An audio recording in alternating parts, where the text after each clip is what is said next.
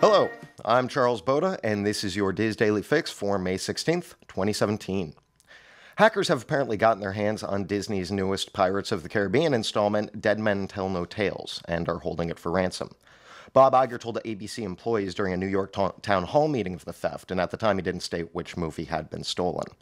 The hackers are demanding a large sum of money to prevent a premature release, and if they don't receive payment, they're going to release it incrementally until their demands are met. Disney is refusing to pay. Some might remember a similar situation in the news recently involving Netflix and their program Orange is the New Black. 10 episodes of that show's newest season were leaked when Netflix refused to pay.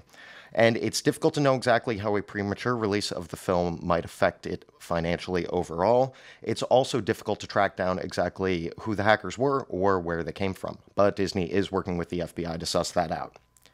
The best case scenario is that Disney doesn't pay, the film gets leaked, and we just decided to watch it in theaters anyway. This issue is going to start popping up for every major film and television release, it looks like. And if we can send the message not only to content providers, but also to hackers, that this kind of extortion doesn't work, then that's the message we should send. Sir Paul McCartney is going to be playing a pirate in this movie. And judging by his poster on Facebook, he is clearly enjoying it. Would Paul McCartney want you to watch this movie illegally? No, Paul McCartney does not want you to watch this movie illegally. Brian Keith Olmsted, a Brunswick, Ohio resident, was arrested at Disney's Art of Animation resort this past Sunday for what has been described as a drunken tirade. And while the story would normally just be a case of an excited vacationer overindulging, it also sadly involves child neglect and endangerment.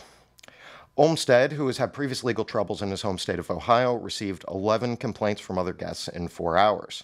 His wife said they started the day at ESPN's Wide World of Sports watching a cheerleading competition, and that she left Olmsted with the child at 3:30 in the afternoon. Apparently, he parked his son's stroller by the pool and drank until intoxicated. He was directed to return to his room, but the resort received even more complaints about his behavior inside. When deputies arrived, Olmsted's son had been sitting in a dirty diaper for hours and had first-degree sunburns that are expected to turn into second-degree burns. I won't recount the list of slurs and threats involved in his arrest, but the incident did not go quietly. He's been charged with child neglect and given a $2,200 bond.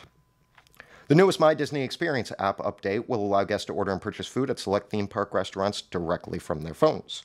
The purchasing process is done in-app, and you will be notified when your order is ready, so you won't be wasting valuable park time waiting in line for food.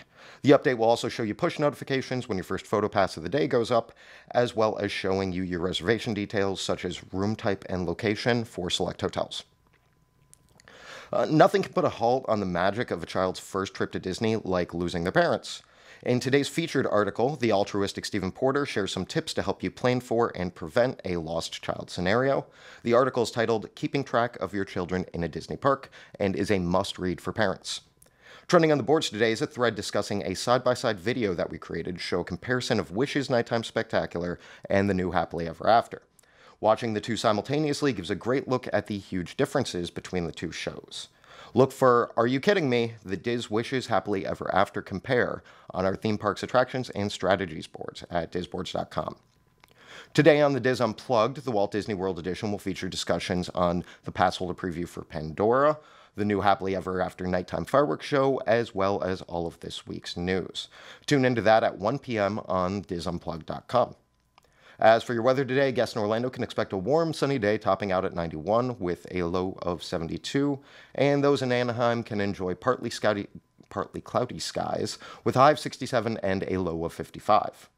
For links and info related to everything I've mentioned, head to wdwinfo.com/dailyfix.